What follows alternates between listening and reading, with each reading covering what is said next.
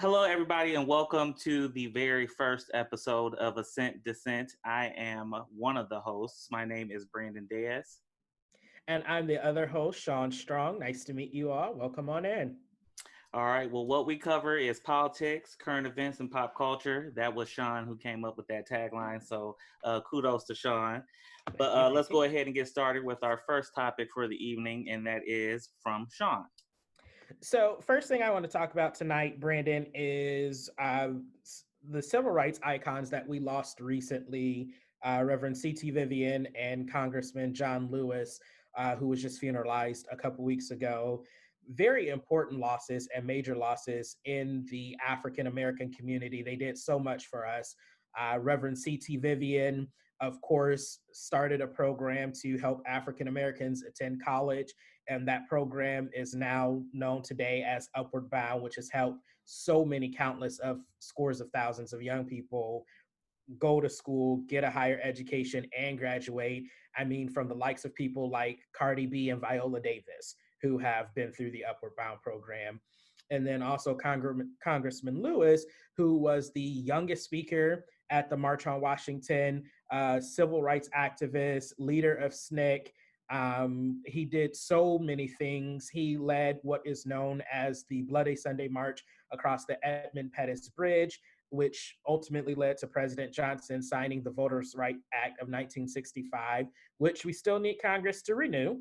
Uh, Point there. So they did so much for our people, for our culture.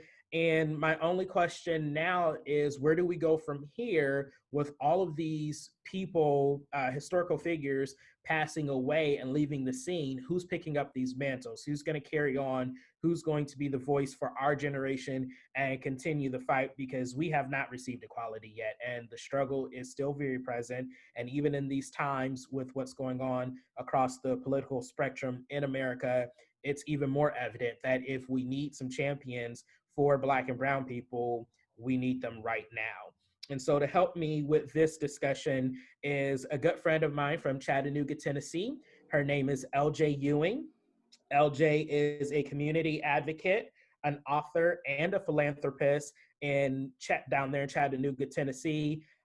Great mind. She has her own podcast, which I was on not long ago. I'm sure she'll tell you the name of that in a second. But again, she's going to help me facilitate this conversation right now with these civil rights icons that passed. And LJ, my question is, where do we go from here? Who's going to pick up those mantles and continue to fight for Black and Brown people? Because equality, we haven't seen it yet. Man, so thanks for that intro, Sean. And hey, Brandon, nice to see you too, man. So listen, I wish I could give you a list of names, right? That's kind of what we want. We want to be able to give a list of names of the next persons in this marathon of injustice in this country that we call America. Unfortunately, and fortunately, we learned from our ancestors, from our predecessors, that when we ID a leader, they get exiled, executed, or assassinated. And so maybe the identification of a leader is a strategy that maybe our generation hasn't really taken hold to for those purposes. So I don't have a list to give you. What I do know is that there are in various areas across this country, there are young leaders who are plugged into civic engagement, who are plugged into their political infrastructures, doing their best to ID the cancerous policies and legislative practices and dismantle racist injustice and inequities on all fronts, be it housing, education, health, wealth building, income. I mean, we can do a myriad of things. And I wish I could give you a list, man. I know there are some wonderful people across the country working from California to Atlanta on different pieces. But to say that I can just give you a litany list of folks, man, I can't do that. But I think we all know why. Now, so my question is real quick, because we talked about this on your podcast last week about the reason why sometimes our generation may not identify those people is because, of course, our leaders quickly get assassinated, derailed. They bring out all kind of crazy allegations against them to discredit them. Do you think that is a conscious or subconscious motive, like from our people or from our generation, to say, we have leaders, we don't want to identify them because of these reasons? Or do you think it's just we don't have identifiable leaders, which kind of works to our advantage and disadvantage? Man, listen, I'm split on that, Sean, honestly. Like, so I'm the Assent and Dissent of my own statement. In that I believe that there are some people who have been doing a lot of movement work. This has been their life's work.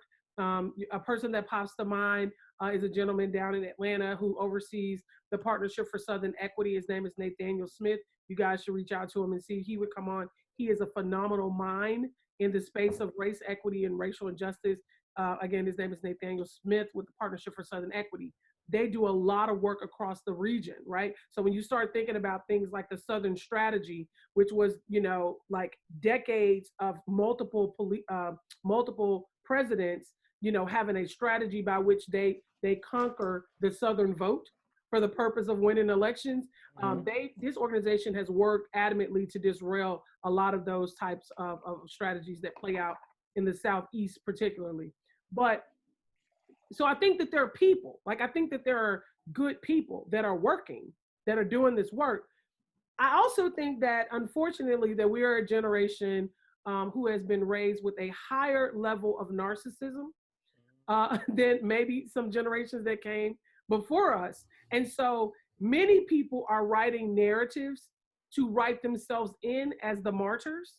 Therefore, you don't see a lot of continuity and community so that we can say, you know what, Sean, you're the leader. I yield to your leadership. We say, okay, you know what, I'm going to start a movement, and Brandon gets to be his leader, and Sean gets to be the leader of his movement, and LaQuisha gets to be the leader of her movement, and very seldom do those paths cross, right?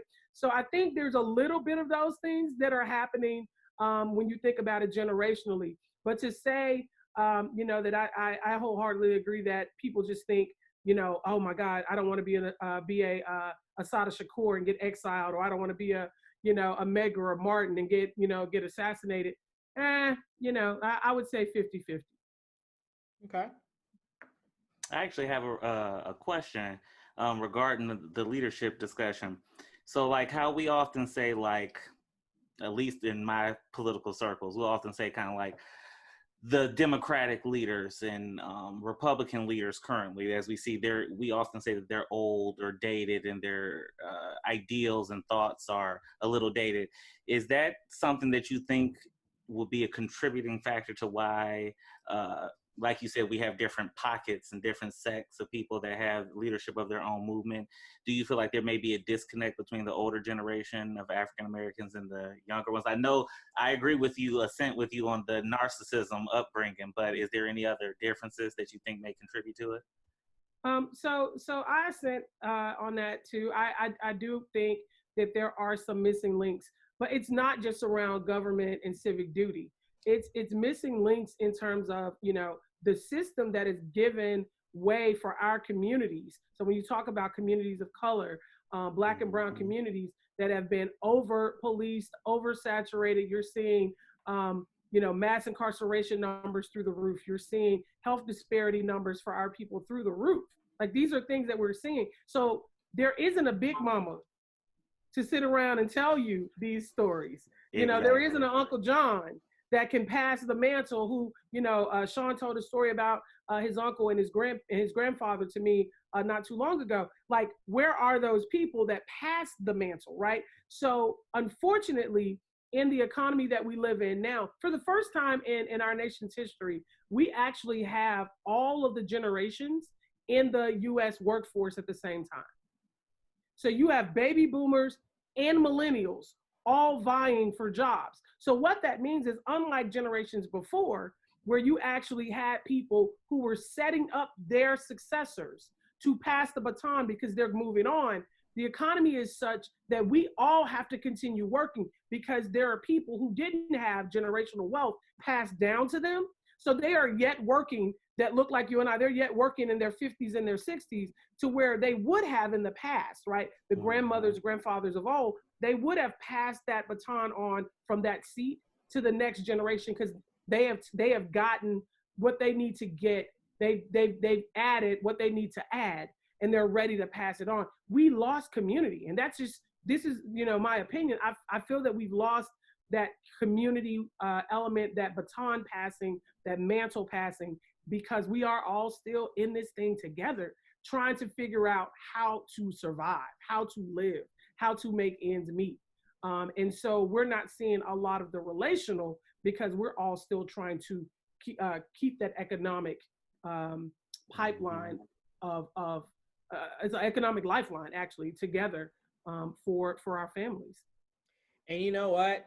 Wow. So great conversation already. I do have to steer you somewhere else because we're losing time on another topic that I want to talk to you about before we say goodnight to you. So in that sense of losing community, and how I communicated with you, the importance of voting and civic duty was always instilled in my family, because on my dad's side, they came up from the South in the Mississippi Delta, where, like I said, my great grandmother, who was an activist with people like Fannie Lou Hamer and had, death threats from the KKK and things like that on her house. It's not passed on, it doesn't seem like, to this next further generation. But how do we help instill that sense of civic community in them, and not just the importance of things like voting, but helping them to be educated with their vote? For instance, we have this whole debacle right now with Kanye West entering the political scene as a presidential candidate. And there are some people that look like all three of us that think that he is a viable candidate and he's going to be something totally different than Trump, even though he wears a MAGA hat and praises Trump. What are your thoughts on that, LJ? So, So if I were to say to you, Kanye West is going to be our next savior and a great president of the United States, are you assenting or dissenting? I dissent, and there's only one savior, which is Jesus Christ. So let me plug that. Okay.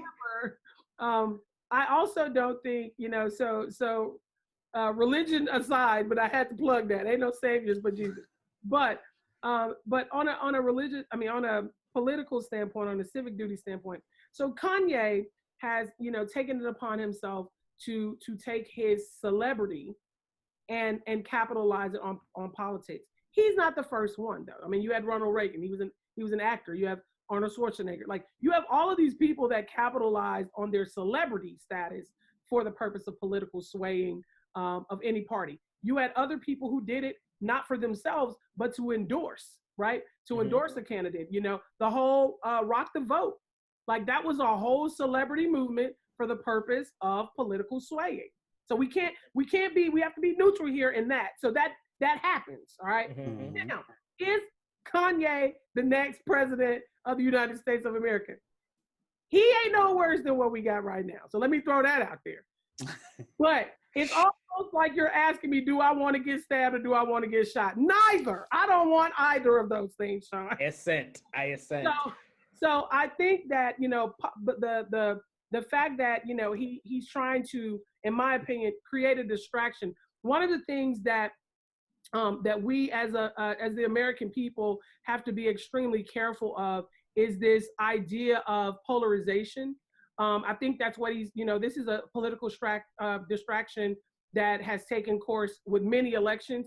But when you polarize, right, like, you're driving people's public and private choices, right? And so you want to see people fall into one structure of your own worldview. So this is the thing about Kanye. Kanye saying, hey, you love my music, maybe I can get you to endorse my politics. So he's a distractor.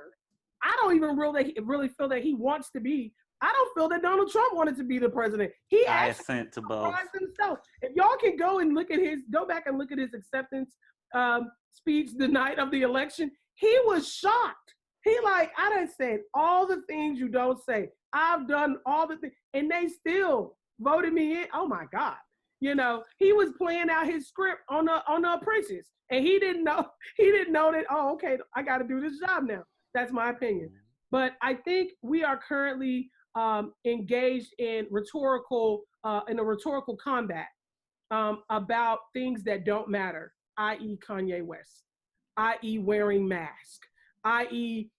whatever the distraction is of the day, to polarize us from the issues at hand. What are your platforms around economic disparities? What are your platforms around social service support? What are your platforms around creating and that's very true, because if you look at Kanye's website, there's not really much up there, but he's still trying to get on the ballot. My whole thing is he didn't make wife, Illinois.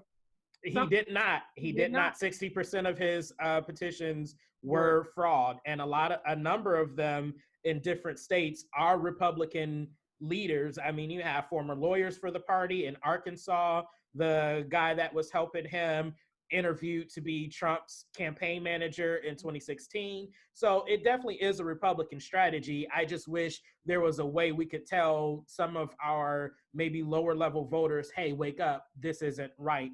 My last question, because we're out of time on my segment, real quick, so let's wrap this up, is what do you think about the whole Biden is a racist, Trump is a racist debate? Biden is no better than Trump, so you might as well vote for Trump. Because it seems like that's what a lot of the conversation now is trying to be steered toward regarding Black people. And even Trump said in a tweet regarding Biden's latest comment about diversity in the Latino community that Biden does not deserve the Black vote. So, I got to get this in a big soundbite, right? So, racism is so interwoven into the culture of to the fabric of American culture that to be deemed anti-racist is to be unpatriotic. It is in the DNA of I assent. Okay, so that's the first thing. Let's put that there, which means the system itself is built and steeped in racist practice, racial ideas, concepts, policies, procedures, and laws. Right. Mm-hmm. The reason we have amendments is because when we said, liberty and justice for all, it didn't include none of the people that look like us. When we said, right, equality for all, it didn't include. So we have amendments and adjustments and ratifications. So what that means is we need a person who understands that there are yet laws on the book that need to be rewritten, reworked, and or tossed completely out to create an equitable country. Is that Joe Biden? I don't know, because I haven't seen where Joe Biden is speaking that talk. Is that Donald Trump? We definitely see that he's not really put. I was going to say, listen, we may or may not know if it's Joe Biden. I agree. I can assent to that. We may be a little sketch, but one thing we definitely know is not Donald Trump. So in my opinion, you might as well give Biden a chance. It can't be worse than the last 4 years that we already had. And with that, I assent, Sean. I assent. That is where we are. But the question still is he the best candidate or is he the better candidate? And we just need to, I'm not going to say I'm not going to vote for you. I'm going to vote for you because I don't want to get shot. I would rather get stabbed. But if I had a choice, I don't want either. And that's fair. I think that's very fair. And, wrapping this segment up, I think that's one thing that needs to be communicated to voters is you said something very good. Biden may not be the best choice, but is he the better choice? And that's what we have to ask ourselves. And I personally believe that he's the better choice. LJ, thank you so much for joining us. I got to get you back. The conversation I'm a big fan already. And it's hard to win over Brandon. So thank you so much, LJ, for coming. With that, guys, we'll move on to the next topic, Sean. So everybody, per usual, Donald Trump, as we know, continues to keep losing, facing several subpoenas over the past 3 years that he's been squatting in the White House, as I like to say. Over and over again, he continues to refuse complying with these local and federal subpoenas, stating that because he is the so-called, as I call him, the so-called president, he is entitled to absolute immunity from all investigations and prosecutions. However, on July 9th, 2020, the Supreme Court ruled against Trump's absolutely farcical claim. The Washington Post reports, quote, the Supreme Court cleared the way on Thursday for prosecutors in New York to seek President Trump's financial records in a stunning defeat for Mr. Trump and a major statement on the scope and limits of presidential power. It goes on stating, No citizen, not even the president, is categorically above the common duty to produce evidence when called upon in a criminal proceeding. Chief Justice John Roberts wrote for the majority. He added that Mr. Trump might still raise objections to the scope and relevance of the subpoena requesting the records, end quote. So Sean, basically, in a ruling that is 7-2, which is almost unheard of in today's political climate, not only was this a great decision and rule for the independence of the judiciary, but it is merely common sense that any sitting president, be it Clinton, be it Trump, none of them should ever be immune from investigation into his or her conduct. I assent to that. I think to have a set of laws and a constitution, and then to claim that one person is completely above it by virtue of the office they hold, goes completely against everything that you said you stand for. We're no longer a republic or a democratic society. We now become a dictatorship and authoritarian rule when the president claims to have presidential immunity, which I would like to add is not a real thing expressed in the Constitution. Presidential immunity, that idea or thought philosophy, did not come around until 1973 in the United States versus Nixon, when they actually started deciding and talking about that. And if I'm not mistaken, I believe it was decided there that the president is not immune to breaking the law. He can still be charged with crime if he's breaking the law. And what we see here is a president that repeatedly and consistently breaks the law, but he has aiders and abettors who make excuses for him. Absolutely. And I mean, any reputable attorney, any basic attorney, you know, I'm not even an attorney, and I can tell you that this argument didn't have a snowball's chance in hell. But I do want to say to you, what do you make of this whole standing in the Department of Justice with the sitting president cannot be indicted? I personally feel that that is a farce, and that we should be able to indict a president should he, as Donald Trump said, go shoot someone in the street or some extreme provable crime. What do you think about that? Well, I guess my confusion reigns in on this. We can impeach a president, but we can't indict them.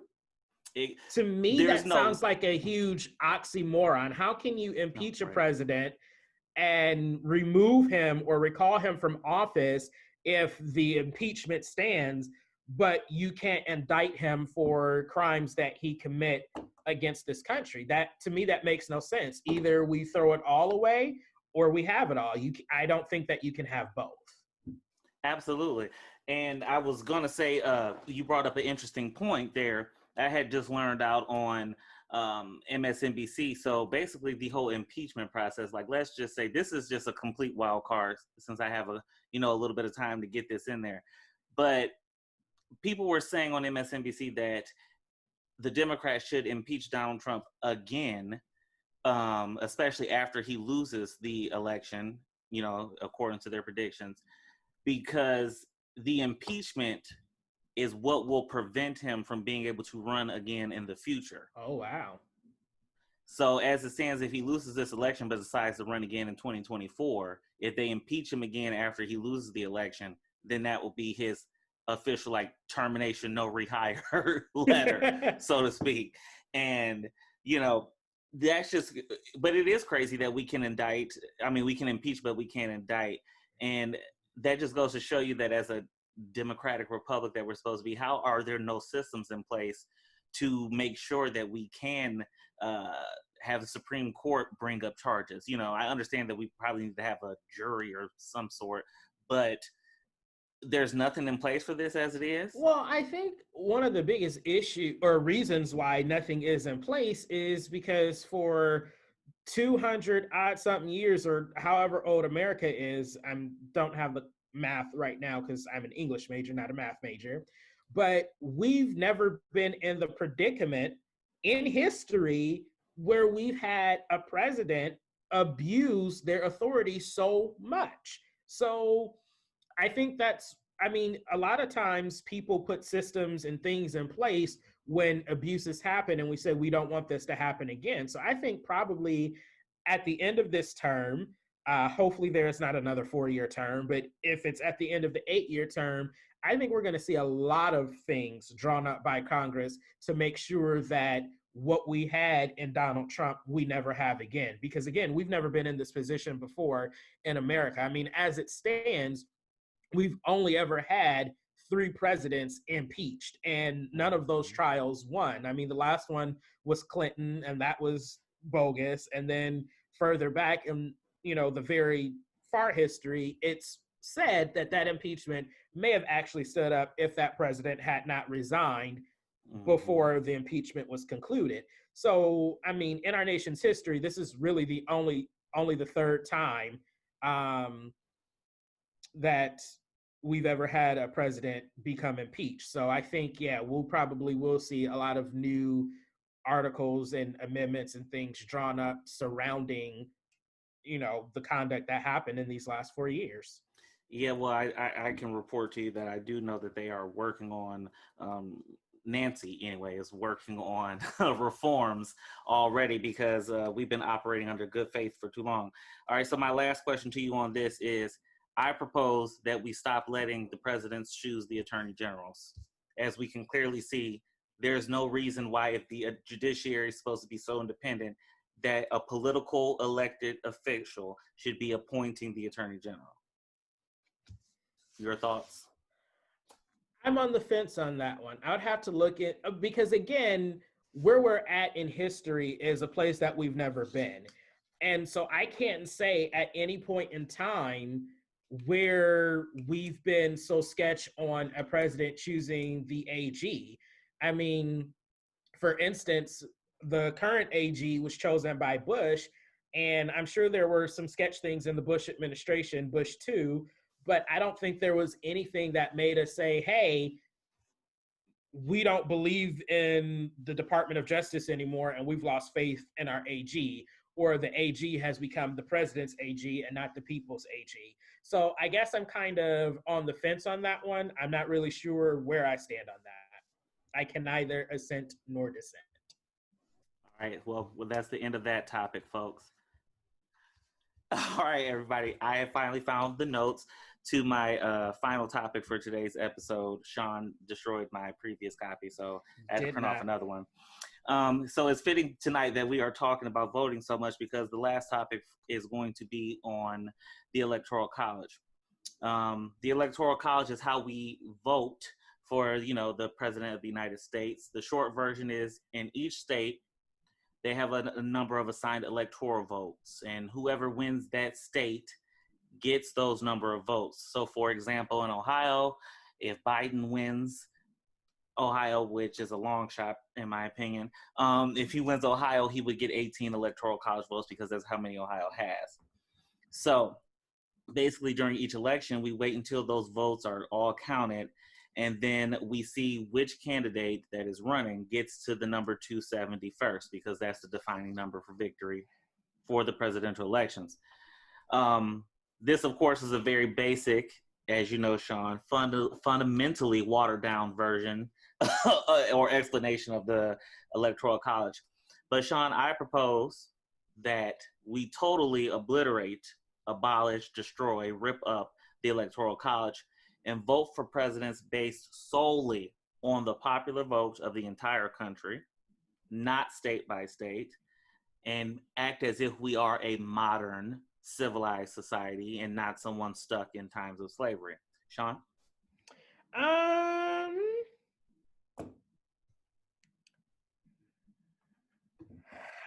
not sure. I mean, I think there's benefits to both, I guess. Honestly, Brandon, I don't know on this one. I don't know. And I feel like maybe the traditionalist in me, because we've always had the Electoral College, and probably because I secretly always wanted to be an elector, does not want it to be abolished anytime soon until I get to say that I was an elector.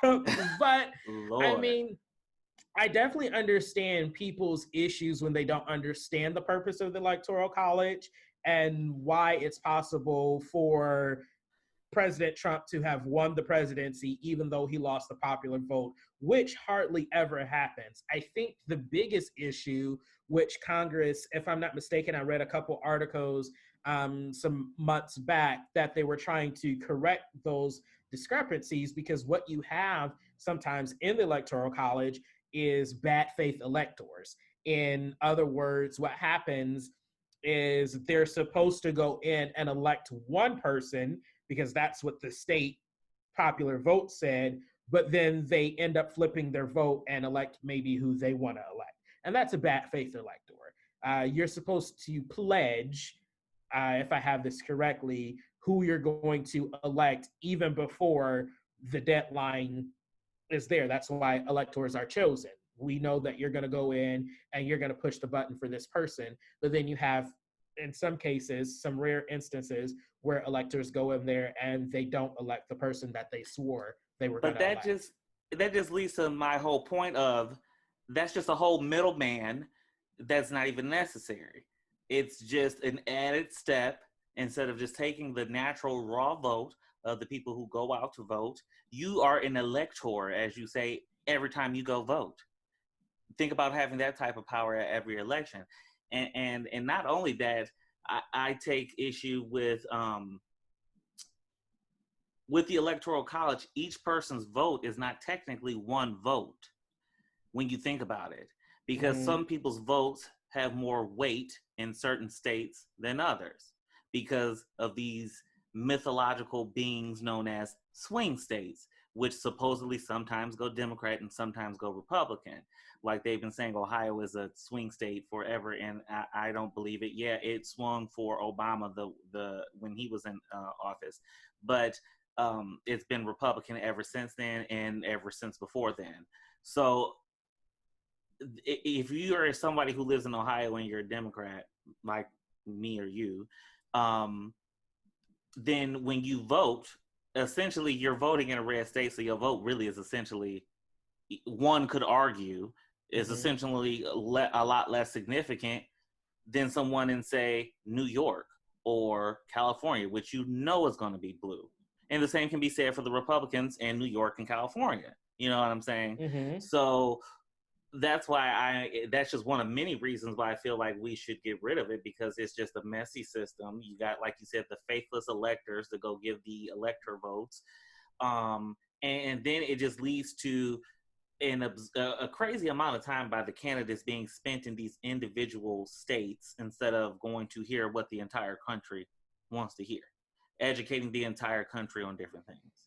Well, I think one of the issues too that abolishing the Electoral College proves, or I mean, will provide way for, is that maybe some states with lesser populations may feel forgotten about, or I mean, in that case, people would just really concentrate all their time between probably like a California, Texas, and Florida and New York, because they are the heaviest populated states. So if we just go by strictly population numbers and the popular vote, then one could say if you get California, New York, Texas, and Florida, you don't even have to worry about what the rest of the country says. Exactly. I assent. Thank you for arguing my point for me, Sean. So you think that other states should be forgotten about, or they should have a voice? I'm advocating for them to not be forgotten about, because you would have to go and get votes from each and every state. Yeah, there are a lot of people in New York. Yeah, there are a lot of people in Texas and Florida and California. But like I told you in our private discussions, those people in those states only make up 20% of the country's population combined. This is true. I did do up that research like you told me to do, and it is combined. They make 20% of the entire population. So if you get rid of the Electoral College, you take away the electoral power of New York, California, Florida, Texas, and then you give it to the rest of the country. So with that being said, that is going to be the end of this topic, Sean. Well, I think we need to revisit that topic again, because I maybe have some other things once I have a clear footing of where I actually stand with the Electoral College. But thank you all so much for joining us tonight on our inaugural episode of Assent, Dissent. Please check us out on Twitter. Join the conversation at Assent_Dissent. Join us on Facebook. We really want to hear from you. What are your thoughts? What are your ideas on the topics that we raise? We will be tweeting some of our thoughts and our opinions. You're welcome to join the conversation. And if you want to be on the show to share with us like LJ did earlier, hey, we invite you to come on. But for tonight, that's all we have. And we'll see you again next week.